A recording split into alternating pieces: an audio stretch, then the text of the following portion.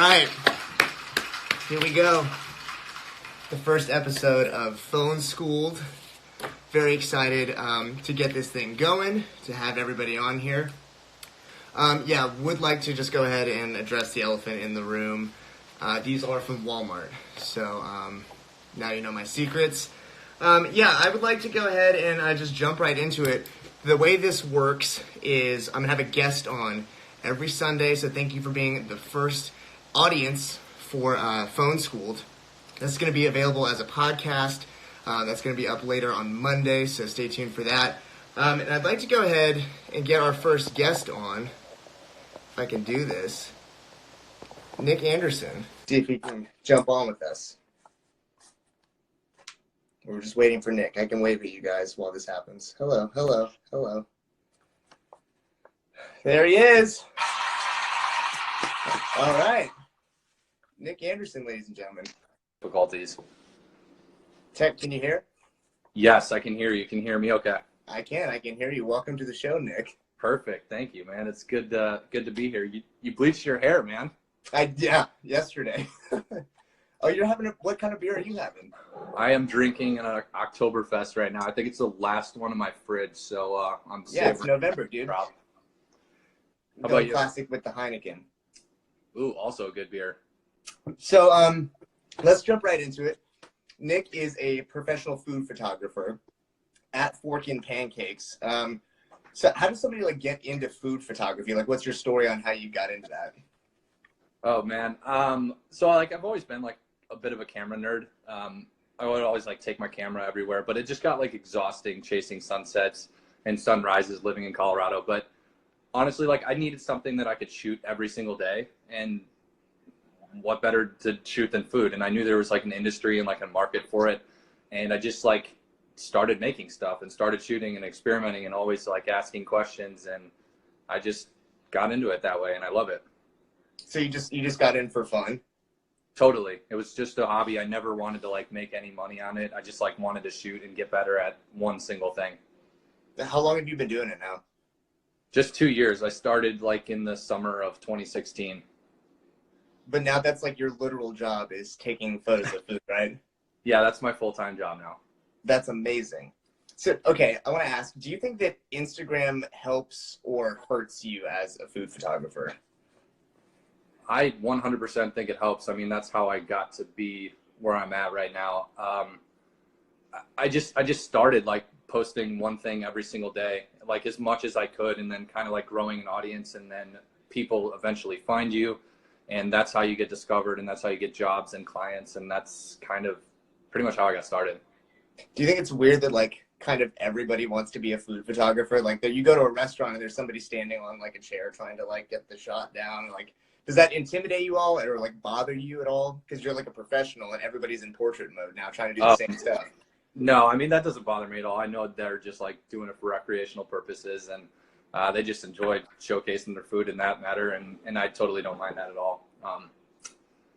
But yeah, it's I love it, and I encourage people to keep shooting as much as they can, and if it's something that's passionate to you, just do it. Would you call yourself an influencer at this point? I don't know. There's a lot of people that always reach out and ask me questions about photography, and I'm always willing to help. So I guess I don't know, I don't really like influencing other products or other stuff on people, but I'm always here to help, if that makes sense. Yeah, kind of. I mean, you've got 30-some thousand followers on Instagram, and you take photos of food. I think I would definitely call you an influencer. Well, I appreciate that. Do you think it's helpful that you're handsome and have a pretty girlfriend and a great dog? Oh, for sure. That's 99% of it. The food is just that little special ingredient. It's just 1%. Being pretty. Exactly. Love that. So if you don't already, make sure you follow Nick's feed at Fork in Pancakes. How did you even come up with that? It's Fork in Pancakes. Oh, there was one day I took a journal and just wrote down everything I could think of breakfast related, because that's honestly my favorite cuisine, my favorite meal of the day. I think you can eat pancakes for dinner, but you can't necessarily have spaghetti for breakfast. It's just a rule of thumb for me. And unless you're Elf. Unless you're Elf and loaded on with syrup and sprinkles and M&Ms right. And all that good stuff. But Yeah, I just like wrote down an entire list of what I could think of, and something just like funny and catchy, a little just like quick off the tongue, so people could maybe relate to me one day if I ever like made it. I don't know. I feel like you're making it right now, and I was hoping you could shed some wisdom on me as an aspiring food photographer. Now, Mhm. I'm a big fan of Nick's avocado rose. You call it Okay. avo? You shorten it to avo all the time, though. Yeah, avo. I don't know. Avocado's just too long. Pancake Hollow Sugar Works says syrup's one of the major food groups. What are your thoughts on that, porky pancakes? I agree. I agree. It's a staple. All right, so no syrup here, but we're gonna learn how to make an avocado rose. Okay. Yeah, that sounds good. Can I like flip the screen too? Yeah. I'm getting my my supplies out. Oh, perfect. Okay. I just forgot bread real quick. I'm gonna flip this around real quick so everybody can see what I'm doing. Yeah. Cool, man. Let's wave at everybody. We're getting a lot of viewers on here. Sean Strife. What's up, Sean? Damn, Bailey out there. I'll be able to see what I'm doing. You have to let me know if it's in the shot, okay? Yeah, look good. I can see 10, 9, and 8-inch pie. Yeah, that's a pie chart on the back. I'm gonna flip it real quick. Dude, so what made you bleach your hair? It's awesome. I did that once in 2014. Are you throwing shade at me right now? No. I No, really did my hair. It was awesome. I don't know. I just was feeling it, I think, and I had always been like too nervous, but I kind of got through like a wedding, and I was like, I don't have a reason not to now. Plus, Man. like, you know, I'm on an alternative rock station, so it fits. Does this look okay? Can you see that? Yeah, Right? that looks great. So I have 2 different avocados here. Can you talk us through picking an avocado? I feel like that's always like kind of tough to choose. Okay, so like when you're at the grocery store picking an avocado, the one you have in your right hand, the green one, those are going to be like the most firm. You kind of want to stay away from those, especially if you're trying like advanced stuff like avocado toast or like they're just like not ready. They're just a little bit too hard. What about the one in your left hand? What's that feel like? Yeah, I got a firm one and a squishy one. I didn't know which to do, so I got both. Okay, so like how squishy is the squishy one? Yeah, it's malleable. Malleable? Is that the word? Okay, we'll start with that one. If it's not like super brown on the inside, we should be okay. But like, Okay. you want to like push on it, and it should have like some give, but it should like want to spring back. Like if you push down and your thumb just like goes straight into it, then you know it's like bad and it's old and it's all brown on the inside. So that's a good like rule of thumb to go off of if you're like in the grocery store, have questions or like are thinking about it. You just want it to be like firm, but not like too firm, too soft. Okay, I think we're good with this one. Okay, so yeah, go ahead and so you're gonna pop your toast or your bread in the toaster, make toast to your desired setting and the most golden. But first thing we're gonna do is we're just gonna cut it lengthwise, right down the middle here. Okay, I feel like I do this in the morning sometimes, so I think I can keep up here. Perfect. So just rotate, like you basically keep your. So basically, just keep your blade in the same spot and just like rotate the avocado around. So you're moving the avocado more than the actual blade. You can, yeah, exactly. So you can feel your blade on the pit itself, and that's a good thing. And then just rotate it all the way around, and we should be good to go. All right. Give it a little twirl and split. There you go. Boom. We out. How's here. yours look? Dude, yours is money. That's a really, really good avocado. Yeah, shout out Target. Shout out to who? Target. Target clutch. I usually get my stuff from Aldi, man. It's always pretty good. Aldi rules. Have you tried Winking Owl, the wine? It's like $3. Oh, seriously? No, I gotta try that. But anyways, okay. So now we're just gonna remove the pit quick. You just be really careful with this part, but just kind of like stab it. I should have gotten a bigger knife. Give it a little twist, and then it should pull right out of there. Perfect, man. All right. All right. So the next step, so we're making an avocado rose, right? Yeah. Okay. So the next part, like if you have some lemon juice or lime juice handy, that's a really good thing here because like while you're working, it'll help keep your avocado green the whole time. And that way It'll keep it fresher. It'll make your food photo look much better, and it won't like brown out on you right away. So Yeah, I have a problem browning out right away, so maybe I should. Okay, so we're gonna flip one over. Just take one of them for now. It doesn't matter what side. Okay. And then just you're basically like if the texture's good and it's the right ripeness of the avocado, then it should peel relatively easy. Can I cheat? Just. Oh, I see. Okay. You're just taking the skin and you're peeling it. What are your thoughts on doing the spoon scoop? You can shove a spoon down the side, right? Yeah, you can do that too. I just feel like you get the most avocado out of this, and there's like nothing wasted whatsoever. I can tell you, I've never peeled an avocado like this in my life.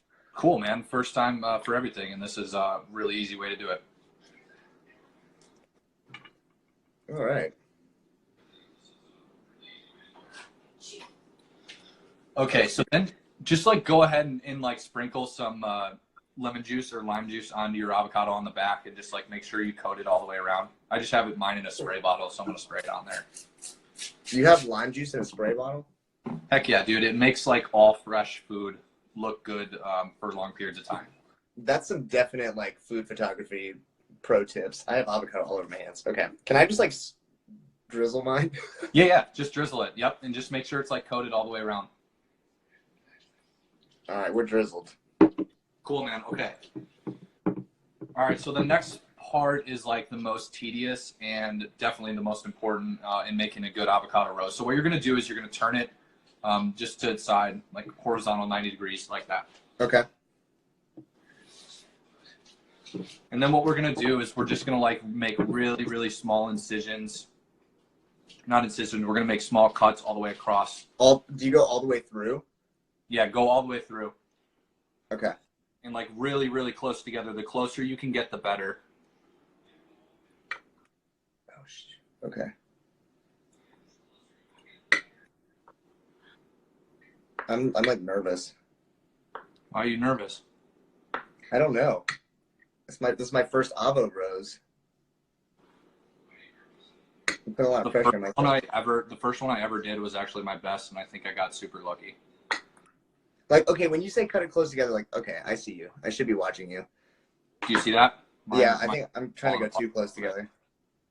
That's okay, but like keep them all together. So like once you're making your incision or your cuts, just like keep them all together, because what we're gonna do for the next part to make like the actual rose part is pretty important.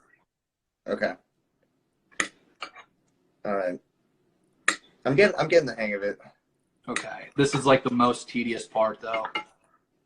Well, this is some next level food photography shit, man. That's why this is phone schooled. I'm not trying to. I can mash it up in a bowl and put red pepper flakes in it. I know how to do that. There you go. Michelle says avocado surgery. That's about right. Basically, you asked for something advanced, dude, so I'm giving it to you. Yeah, it's because I believe in myself. I think I have some newfound confidence with this hair. Heck yeah, man. I love it, honestly. I'm getting a lot of shade from some people, though. All right, I think I'm all the way through. Okay, so now that you're all the way through, making all those cuts all the way across the entire length of the avocado, we're basically just gonna like kind of like smash it out into like a long, skinny line. So what you're gonna do is you're gonna like shift the avocado, and you'll see it all kind of like come together like a slinky, I guess. Okay. Just like kind of skinny it out, you feather it out and make it really long, but like you want all the pieces touching the entire time. Okay. Does that make sense? Yeah. It's actually really helpful being able to watch you, because if you were just explaining this. Yeah. So when people listen back to the podcast of this, you'll have to go to the YouTube video so you can watch Nick doing this. Okay. But yeah, like make it long. The longer you can make it, the better. How far apart should the individual sections be? Oh, I see. Okay. Can you see now? Yeah, that makes more sense. Okay. All right, yeah. I got You're there? something. I have something that looks similar. Oh yeah. So just keep feathering it until you get like a nice long skinny line, but all of them are still like touching in together. Okay. Okay, Yeah. now is the most challenging part of the whole thing. Okay. So you're gonna take one end. Let me see if I can start.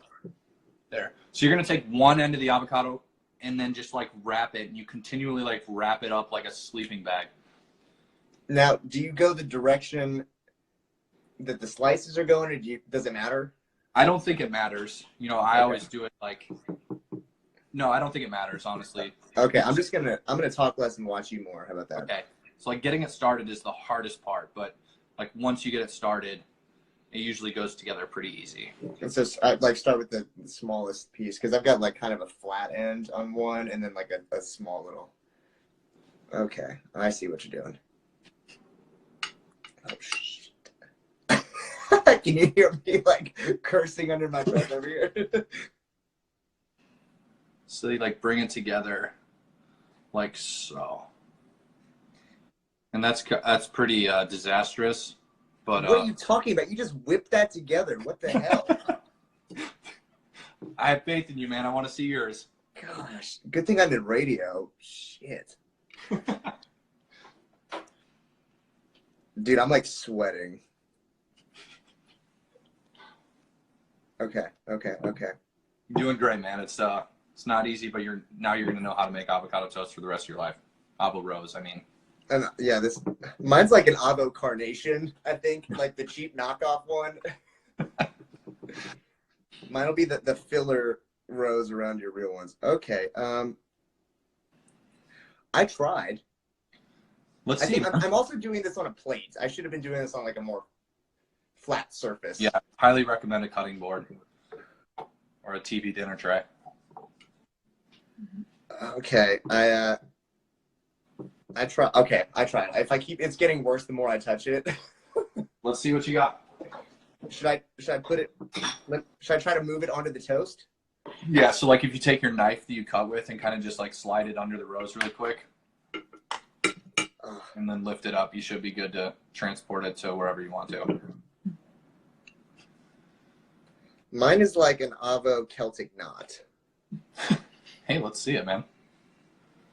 Uh-oh. Okay, can I cheat and hold it together for the camera? Not bad, man. Not bad at all. It's not good, but I understand the point, though. I think now I know what to do, and like next time I try to do it, I can probably do a better job. It's tough, isn't it? Yeah, it's really hard. Mine's like falling apart. It's okay, man. I like it, and it's a really good rose for your first time, man. I love it. Thank you. Should we cheers and take a bite? Is that? We should. Mine, I cheated, and I didn't put my bread in the toaster. Is that? I didn't either. Okay. So we're cheers. bread and avocado. Bread. Cheers. All right, get man. in there, bro. I'm gonna fold it. Still good. It tastes like success. Still All right, good. man. Well, thank you for coming on. Like, go ahead and plug yourself. You know, what do you got going on? What's next in the life of At Fork and Pancakes? Excuse me. Let me finish chewing. But nice. So I'm living in Chicago right now with my girlfriend and our dog, and we love it here. But I do most of my work with Green Ridge Farm. They're a local-based company in Chicago, and yeah, we're just loving it quite a bit. But yeah, if you want to give me a follow on At Fork and Pancakes, I post breakfast foods maybe a few times a week or so, and then make outlandish stories every once in a while when I'm feeling up for it. So if you guys want to give a follow along, that would be awesome. All right. This story is going to be up for 24 hours, but the video is going to go up on IGTV. Podcast of the audio is going to be up, but we'll follow up on Monday. You'll be able to follow along. Nick, thank you so much. Miss you here in Des Moines, dude. Cool. Thank you, Alex. You had a good time, and we for sure miss Des Moines. All right, bro. I'll talk to you later. Thank you so much. All right, man. Take care, Alex. All right. Nick Anderson, At Fork and Pancakes, on the first episode. Let's give it up. Let's give it up for Nick. He's really good at that. Mine was well, we tried. Thank you so much for tuning in. We're gonna do this every single Sunday at 9 p.m. Eastern. 6 p.m. Central. I have to think about that way too hard. It's because I'm in the middle. I'm Central Time, so it's 8 p.m. here, and I'm bad at math. Thank you guys so much. This has been Phone Schooled. Look out for the podcast coming tomorrow, and we'll see you next Sunday. Have an amazing week. Make an avocado rose. All right, bye.